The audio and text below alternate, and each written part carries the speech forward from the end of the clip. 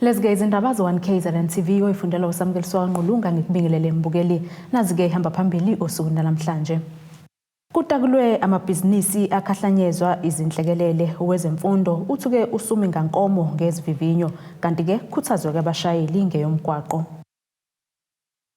Basulwe izinyembezi osomabhizinisi abasebancane abakhahlamezeka ngesikhathi-ke sezinhlekelele esifundazweni KwaZulu-Natal kamuva nje. Laba-ke bahlomule ngezinsiza kusebenza kuhlelo lomnyango ezokuthuthukiswa kosomabhizinisi abasebancane kuzwelonke. Iphini likaNgqongqoshe kulomnyango uSidumo Dlamini uhlanganyele kanye nosomabhizinisi abasebancane mgungundlovu wabamukelisa-ke ngokuzobalekelela amabhizinisini abo ngokuhlukana kwabo. Kuqhume umkikizo waduma ihlombe osomabhizinisi abasebancane bemukela amathuluzi okusebenza. Iphini likaNgqongqoshe emnyangweni wezokuthuthukiswa kwasomabhizinisi abasebancane uSidumo Dlamini uthe lezi ngezinye zezindlela zokuvusa umnotho wesifundazwe. Umnotho welizwe kulesi sikhathi ushayekile uyantengantenga kodwa uyavuswa. Uzokhumbula ukuthi kube the COVID la eKZN kwaba khona izinxushunxushwana phakathi kwabantu kwa-affectwa amabhizinisi alimala kakhulu ama-small businesses ngaleso sikhathi kwalandela ama-floods again osomabhizinisi abancane bathinteka kakhulu ngaleso simo. Sabona kufanele ukuthi njengohulumeni onakekelayo asondele sonke sinakekele osomabhizinisi abancane. uDlamini uthe lolu hlelo alibandakanyeki nesamba semali engu-1 billion wamarandi okwamenyezela ukuthi izolekelela eKwaZulu-Natal njengoba yayibhekene nenhlekelele yezikhukhula. Uphinde wakuveza ukuthi ubudlelwano babo nosomabhizinisi abakhubazekile buyantengantenga. Angivumi ukuthi njengohulumeni kudala sathathwa isinqumo sokuthi akubanjiswane nabantu abaphila ngokukhubazeka. Kodwa lo msebenzi uyakhombisa ukuthi kukhona la singaphelelanga khona siwuhulumeni. Besibalalele nalapha bezwe baze basho wathi cha sicela ukuthi manithatha ama-decision hulumeni sikhathele ukuthi nithatha ama-decision ngathi sibe singekho ekuthathweni kwama-decision ngathi sikhathele ukuthi uma niqasha ningasifaki ekuqashweni kangangokuthi sifuna ukuthi sibone ukuthi uhulumeni uyasinakekela siyosomabhizinisi abakhubazekile ngokuthi sibe ingxenye yama-decisions athathwayo uhulumeni. Osomabhizinisi abahlomulile bathe ukusebenza angeke kusafana. Ngiyajabule kakhulu ukuthi ngithole something namhlanje since abantu bazi ukuthi i-sector yabantu abakhubazekile iyasala ezintweni eziningi. Namhlanje ave ngijabulile kakhulu ukuthola umshini i-chainsaw. Usuzongisiza kakhulu ukuthi umsebenzi wami ukwazi ukuqhubeka uye phambili. Mina ngumuntu wesifazane ngisika ihlahla ngiyasika mase kuthi lezi seyisikekile isebenzayo ezinye zazo mase ngiyayidayisa ngiyidayise koshisa nyama. So kwesinye isikhathi-ke ngike ngisike nginomshini benginomshini owodwa lo mshini lo owodwa kwesinye isikhathi sengiyabambezeleka angisakwazi ukuthi ama-orders ami ngikwazi ukuthi ngikwenze kahle. So manje sengisizakele sengithola umshini sengizokwazi ukuthi ngikwazi ukuthi ngisike inkuni mase kuyakwazi ukuthi ushesheke ngikwazi ukuthi ngigcwalise inkuni ngikwazi ukuyidayisa. Lolu hlelo liyaqhubeka nakwamanye amadolobha kulesifundazwe saKwaZulu-Natal. Ezindabeni ze-1KZNTV ngu-Ayanda Dube ngisemgungundlovu. Ungqongqoshe womnyango wezemfundo esifundazweni KwaZulu-Natal uMbali Fraser usingatheke isithangami nabezindaba ngenhloso kokuveza ukuthi ngakube sebekulungele kangakanani ukuqalisa ukubhala kwezivivinyo zikamatikuletsheni zokuphela konyaka. Lokhu kuza-ke njengoba sekuseleke izithuku ezinhlanu nje uqale lezi ivivinyo kanti-ke kulindele ukuba-ke achaze ngezihlelo lomnyango onazo ukuqinisekisa-ke ungaphazamiseki njengoba kunokucima kukagesi ngenhloso yokuwonga. Ekhuluma kulesithanga mina beyindaba ungqongqoshe womnyango wemfundo esifundazweni udaleleke ukuthi sebekubheke ngabomvu ukuqalisa kwevivinyo kaMantikletsheni ezokuphela konyaka kwazise konke sekumngumumo. Sinabantwana abangu 198,000 abazobhala lezi vivinyo. Phakathi kwabo kuzoba khona aba full time bese kuba ingxenye encanyana nje ezobe ibhala yona part time. Then ama centers ethu okubhala la kuzobe kubhala khona abafundi baka matric it's 1780. Lapho ke sizobe sincediswa khona ama invigilators ethu awu 6022. Siyafisa ukuthi sisho ukuthi sikulungele futhi nokuzokwenzeka ngesikhathi sebeqedile ukubhala la kuzobe kumakwa khona. Sinawo ama centers awu 32 asesesimweni esifanelekile ukuthi angakwazi ukuthi kuze khona ama markers ethu azobe ewu9000.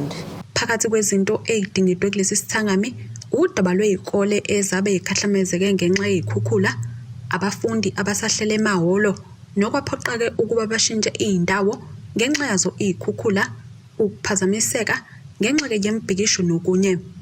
Lo mnyango uqinisekisile ukuthi konke lokhu usukwazile ke ukubhekana nakho.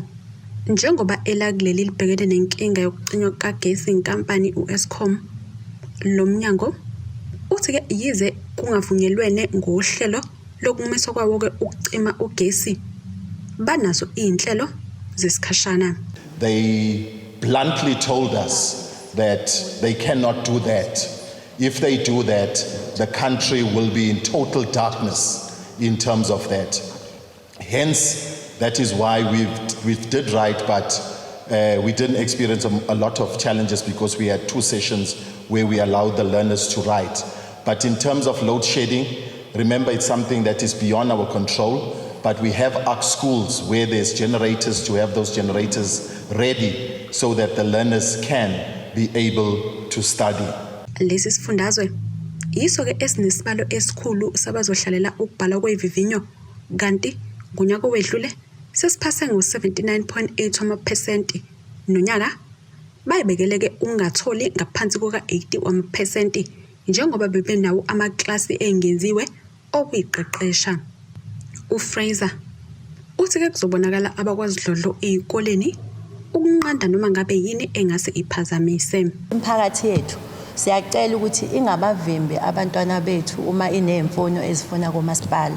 Abantwana bethu sicela ukuthi bangaphazamiseki. Sithembileke kakhulu ukuthi ama law enforcement agencies azokwazi ukuthi asondele ukuze akwazi ukuthi asincedise abantwana bethu bakwazi ukufika esikoleni ngesikhathi, bakwazi ukubhala bengaphazanyisiwe yilutho. Siyacela umphakathi ukhumbule ukuthi ikusasa labantwana bethu libalulekile, nabo babe yiso eduze kwezikole zethu ezobe sibhala. Eyindabeni ze-1KZNTV kube kuntombi khona Mvubu eThekwini. Ukuzama ukwehlisa isibalo sezingozi ezenzeka kumgwaqo N2 ePark Rainy eMzinto noseningizimu nelikaMthaniya, ungqongqoshe kwezokuthuthukiswa komphakathi kulesi sifundazwe noNhlanhla Khoza ubambeke isivimba mgwaqo ukubheka ke abashayeli ukuthi ke bayithobela yini imithetho yomgwaqo. Ekhuluma ke neziko lezindaba uKhoza uthi ke kulomgwaqo kuhlezi kwenzeka izingozi ezinyantisa igazi, ingakho ke bethatha isinqumo sokubamba isivimba mgwaqo ukukhuthaza abashayeli ukuba bathobela imithetho yomgwaqo. Ukwanda kwezingozi ezinyantisa igazi kumgwaqo onguthela wayeka ku-N2 ePark Rainy eMzinto sekwenza ungqongqoshe wezokuthuthukiswa komphakathi uNonhlanhla Khoza abambe isivimba mgwaqo ebheka ukuthi abashayeli bayayithobela yini imithetho yomgwaqo. UKhoza uthi phakathi kwezinto abazitholile kubashayeli ukunganaka ukuphatha izincwadi zokushayela, ukungalifaki ibhande kanye nokunye. Kakhulu njengoba kuza ifestive season lo mgwaqo ebesikuwo siyesibone izingozi eziningi ezehlayo, futhi uma kwehla ingozi khona kwehla ingozi ezonyantisa umzimba, abantu bafe in numbers. So ke sithi to avoid those fatalities kufanele kube khona ama measures which we put in place. Khona abasebenzisi bomgwaqo othola ukuthi umuntu usekuthathe nje sekuyinorm ukuthi he doesn't fasten i-seat belt yakhe ngoba asikwazi ukuhlala sibe nama windscreen aseyingozi ngaphambili obonayo ukuthi umuntu akasakwazi ukubona kahle ngaphambili. Asikwazi ukuba namathayi obonayo ukuthi kufanele simvikele. Inkosi yesizwe sasemalangeni ebiyingxenye yesivimbamgaqo inxenxa abashayeli ukuthi bathobele imithetho yomgaqo. Njoba kuzinsuku ezinkulu nje zokhisimusi cela ukuthi abantu baqikelele emgaqweni ba-drive kahle futhi bangadrive bangaphuzi babe sebengena emgaqweni ba-drive. Phakathi kwezinto ungqongqoshe bezenza kubalwa nokunikelela abaqhamuka emakhaya angathathi intweni kanye nokukhuthaza ezolimo ukuze kuliwe nendlala. Sithi abantu abasukume batshale, abantu abangathi umhlaba ukhona, abangathi indlela zokuphila zikhona bese besonga izandla bathi okwabonwa yimi akubonwa ngamuntu. Kodwa sifisa ukuthi abantu bakhuthale bakwazi ukutshala, bakwazi ukuzenzela. Afike uhulumeni ezobalekelela ayibe ese-eda nje, a-ede kokukhona. Kodwa ke futhi mawunemfino ekhaya unayo namazambane ekhaya kukancane ukuthi ulale ngempela ungadleli. Usomlomo kamasipala wesifunda ugu uthi kubalekile ukuthi abantu bazibandakanye nezolimo ngoba zidlala indima enkulu. Umuntu nomuntu ngicabanga ukuthi uyazi ukuthi kwanto esiyigqokayo isuka phansi, kwanto esidlayo isuka phansi. Okubalekile ukubaqoquzela abantu bakithi ukuthi balime. Siyabaqoquzela kakhulu abantu bakithi ukuthi abalime ukuze impilo zabo zikwazi kuba ngcono. Ezindabeni ze1KZNTV kubikuza Mando Sicele ngisemzinto. Enkantolo enkulu yaseThekwini KwaZulu-Natal isiphindeke yabhlehlisa ukuqhubeka ukulalela kwecala elibhekeneke nobengu-mfundo wesikhungo semfundo ephakeme uSanele Mlambo lokubulala ke-Uxolile Mbatha naye kowabengu-mfundi kulesi sikhungo. Abafundi balesi sikhungo abebehambele leli cala bazwaleliseke ukunengeka ngokuphindeke kuhlehliswe kwaleli cala njengoba bethi-ke lokhu kwehlisa kamathemba obulungiswa ngaleli cala. Kuphinde kwahlehliswa ukuqhubeka kokulalelwa kwecala elibhekene noSanele wakwaMlambo ongumfundi wesikhungo semfundo ephakeme iMangosuthu University of Technology khona lapha eThekwini osolwa ke ngokubulala owabe eyintombi yakhe uXolile Mbatha naye ke obe ungumfundi kusona ke lesikhungo. Njengoba ke kuzokhumbuleka ukuthi ngeledlule leli cala lahlehla ngenxa yokuthi umbuso bungakayitholi ke incwadi yokuhlola kwesidumbu sakhe ke uMbatha. Namhlanje umbuso uvezeke ukuthi ummeli kaMangalelwa akaphathekile kahle kanti ke kuzophoqa ke ukuthi ashintshwe. Abafundi ke abebeyingxenye yokulalelwa kwalo leli cala bazwakeliseke ukungenami njengoba ke bethi ukuqhubeka nokuhlehla kwalo leli cala abakuthokozeli. Asikho happy indlela i-state sihendisha ngayo le matter because siyafuna ukuthi agwetshwe aboshwe futhi yabo. So sizazoqhubeka sibe khona nje students command to voice out isho ukuthi we want justice for uXolile and all other brothers and sisters asashiya ngenxa ye-GBV. So sisakhona nje students command sisamile and sisazofika futhi ngolesine. Kuzokhumbuleka ukuthi uMlambo uyilethe emaphoyiseni ngemumva ke kwesigameko sokugwaza ke uMbatha eyindlini eyihlala abafundi iAgrial eThekwini. Wabeke esebaleka eyobhaqa kepha ke wabeke eseyiletha emaphoyiseni. Ngesikhathi ke leli cala livela okokuqala noma ke lihlala okokuqala uMlambo wachazela ke inkantolo ngokwenzeka njengoba ke aveza ukuthi ke yena noMbatha babesebudlelwaneni kanti izinto zabe ingasahambi ke kahle phakathi kwabo. Abafundi bathi ke indlela umbuso osingethe ngayo lolu daba ayibagculisi kanti izokwenza ke abenzi bobubi baqhubeke ke nokwenza khona ke igameko ezifuze lezi. Nendlela istate esidlisha ngayo le message ukuthi even abantu aba-community lezinto lezi abantu aba-participate lento ye-gender based violence kubenza ukuthi bangabi ne-fear yokuthi vele if bayenza bazojeziswa nayo yonke lento leyo yabo. So asikho happy indlela istate esenza ngayo izinto because abantu bayabona ukuthi okay vele mangenza kanje ayikho into engizoyithola as isijeziso. So umndeni kaMufi nawo ke obuyingxenye yakho ukulalela kwalo leli cala uphumeke ungeneme neze kanti ngeledlule yize wanqaba ukukhuluma nabeyindaba kepha wawunengekile nawo ke ufuna ke lisheshe liphothulwe lolu daba. Abafundi bathi ke igameko ezifuze lezi zisazoqhubeka nokubonakala ke khona ezikhungweni njengoba ke ezokuphepha zingaqinisiwe. Security ayikho ngalendlela kumele ngabe khona kwi-institution kahulumeni nangendlela ama-residences wethu angakhona because as ama-fighter we have been like advocating ukuthi each and every resident ukuthi ibe i-button leyo ukuthi kube i-emergency button yabo then singakwazi ukuthi sibe safe even abantu abafuna community crime bazi ukuthi bazobanjwa or abavumelekanga even to commit leyo crime leyo even nendlela i-security engakhona laba abagade ama-gateini bazi ukuthi umsebenzi wabo uyini and kumele ba-protect ama-students at all cost. Leli cala lizobuyela ke kuyo le nkantolo mhla zingama-27 kwephezulu. Ey'ndabeni ze-1KZNTV kube kuNtombi khona Mvubu eThekwini. Asike sithi hulukuqu ey'tolo sokuya siqhubeke nazo indaba zethu.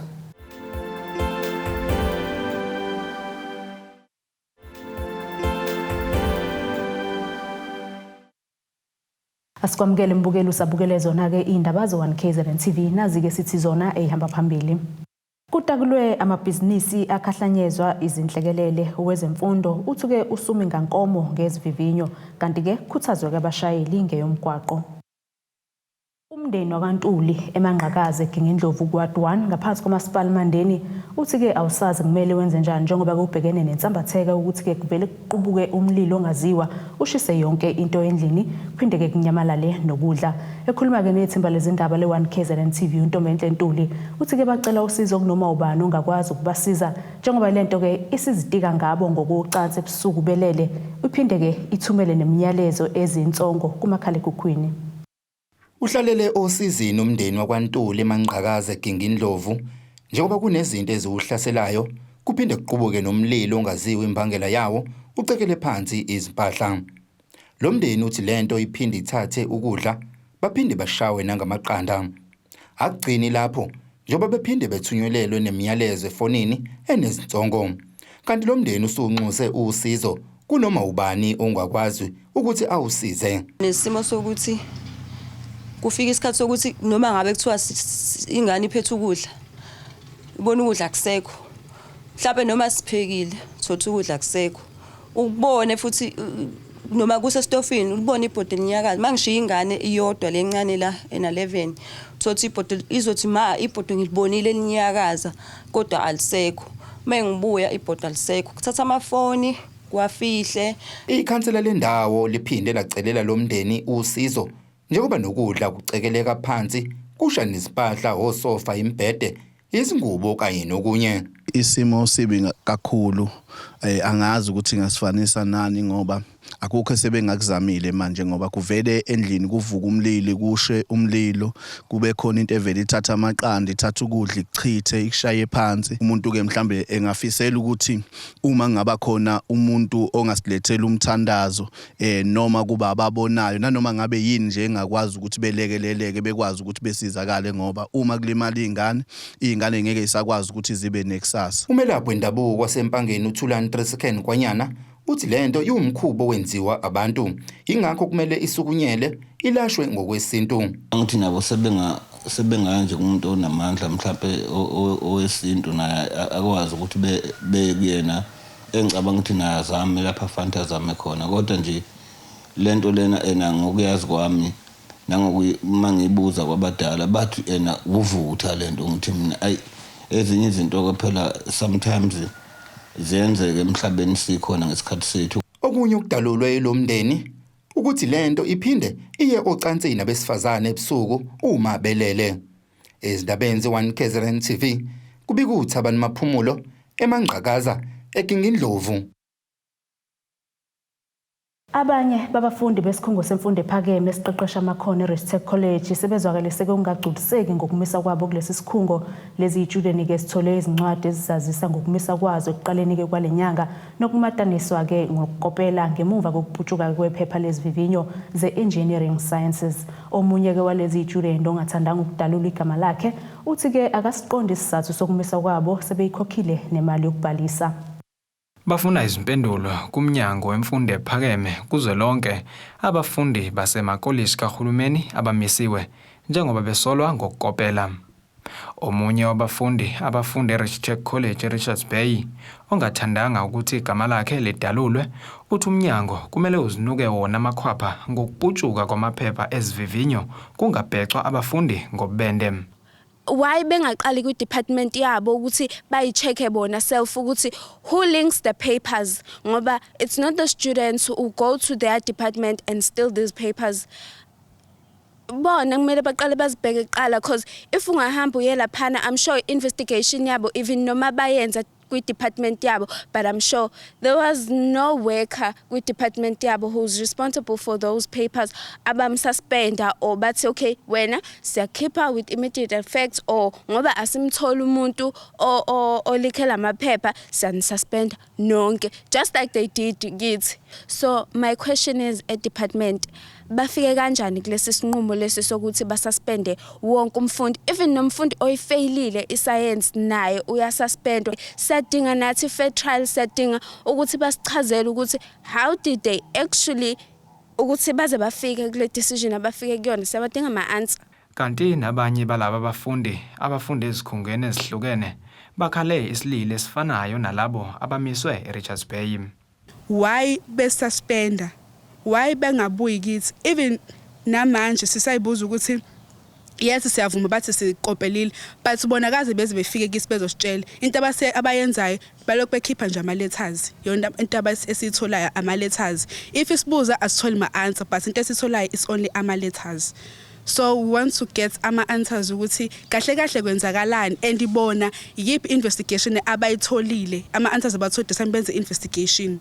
And we also want our money, because asikwazi ukuthi singavele nje siyeke nje imali zethu vele zihambe nje kanjalo just like that without getting i-certificate ngaphandle kokuthi sifunde. Abacabangela abazali bethu ukuthi thina sisafundiswa abantu abadala. Ma-trimester wonke hlezi kuzoba nalezi nkinga mase kumele kuphuma ama-result ukuthi mhlawumbe kuzathiwa ama-result azaphuma mhla ka-10 njengesibonelo, but kuzoba nesiphithiphithi mhlawumbe azagcina ephuma mhla ka-20 ulokwane uzwe ukuthi engathi kunokulikha kwamaphepha kanjani njani wonke lama-trimester, okusho ukuthi inkinga ehleli ikhona le, but le nkinga le igcine ivezwa ulwamuntu lo wabatheka ku-Facebook ukuthi nanka amaphepha eputshuka, so baze bayisukumela lapho. Even ne-investigation abayenzile uyayibona ukuthi cha, i-investigation abayithole kulwamuntu ayitholwanga ama-markers, ngoba uba beyitholwa ama-markers bebezobona ukuthi every subject amaphepha alikhile and bebezoyithola kahle lona, so abakwazanga ukuthola lokho, okusho ukuthi into icala sebelidushela kuthina leli abafuni ukulisukumela. Umnyango wemfundo ephakeme kuzwelonke ukhiphe isitatimende nokuyilapho uqinisekise khona ukumiswa kwezitshudeni. Kulesi sitatimende umnyango uveza ukuthi abafundi bazovunyelwa ukubhala izivivinyo zokuphela konyaka, ebese kuthi lowo oyophinde etholakala ethinteka ezenzweni zokukopela emiswe iminyaka emithathu engenalo ilungelo lokubhala izivivinyo emakolishi kahulumeni. Ezindabeni ze-1KZNTV kubika umqondisi Miyene ngeRichards Bay. Sekubalwa-ke izinsuku ngaphambi komcimbi omkhulu lapho umengameli wezwe ezokwedlulisela khona-ke isitifiketi sobukhosi kwisilo samaZulu misizulu gazwelithini. Lo mcimbi omkhulukazi-ke kulindele ukuba-ke kutheleke izikumbi zabantu kuwona uzobe-ke usenkundleni ezemidlalo Moses Mabhida eThekwini. Kanti-ke nabantu kulesi sifundazwe bathi-ke sebewubheke ngabomvu lo mcimbi. Thina bafowethu sesiredi-ke bafowethu sesiyemabhida manje, sihambeni bafowethu siphekezele ngonyama yethu akakhangela amankengane. Nami seyilungele igqithile le msamo ngithi manje asihambe insizwa zakethu siyogxisha emva kwazo. Ya, sihambeni. Singakujabulela lokho. Anto kushone olokoze kade esiphethe. Si-right ke sona siyaqhamuka. Ma befuna amatekisi mhlambe Moses Mabhida singakwazi ukuwathumela, kodwa ma bezofika abagebeli kuwona. Ngithanda ukubonga kakhulu isilo sakithi, ngibonge nomphakathi wakithi okhona kule ndawo.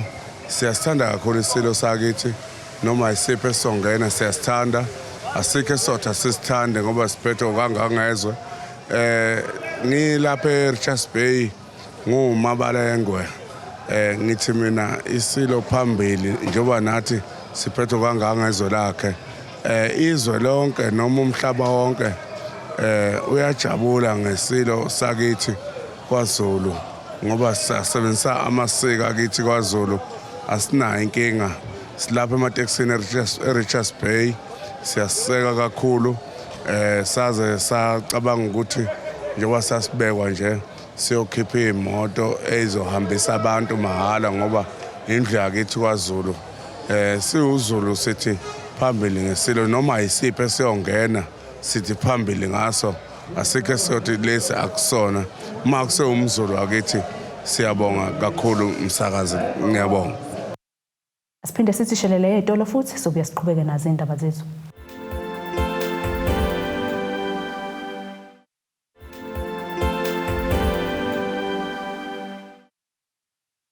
Asiphinde ke sikwamukele mbukeli usabukele zona indaba ze1KZNTV nazi ke besithi zona ehamba phambili. Kutakulwe amabhizinisi akhahlanyezwa izinhlekelele owezemfundo uthuke usumi ngankomo ngezivivinyo kanti ke khuthazwe ke abashayeli ngeyomgwaqo. Ake sibheke ke engosini yezomnotho.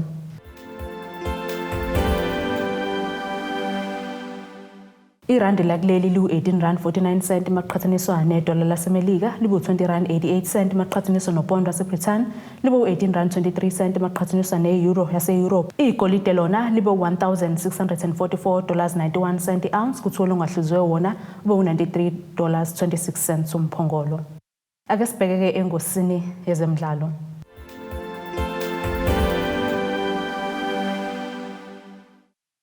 Lowo ke usanda nakukhushulelwa esikhundleni sokuba ke inhloko yabaqeqeshi kuMamelodi Sundowns uRolani Mkwena uzothola ke isivivinyo sokuqala ethatheke lesikhundla ngokudlala ke neMaritzburg United kumdlalo weLeague namuhla ngolwesibili likamanxeke ihora lesikhombisa kusihlwa enkundleni Herigwala eMgungundlovu. Umkwena ke ube ngomunye abaqeqeshi beSundowns okhushulelwe kwesikhundleni esikhulu sokuba ke inhloko yabaqeqeshi kulandela ukwehlulwa kwaleli qembu ko-MTN 8 ngempela sonto. Lezi inguquko ke ebezingalendelwe umuntu zimenyazelwe yileli qembu izolo kwistatement lapho ke siphinde saqinisekisa ukuthi uSteve Kompela noManqoba Mnqithi bazophambana esikhundleni abekuzona ngaphambilini. Nasike isimo sezulu esingalindeleka.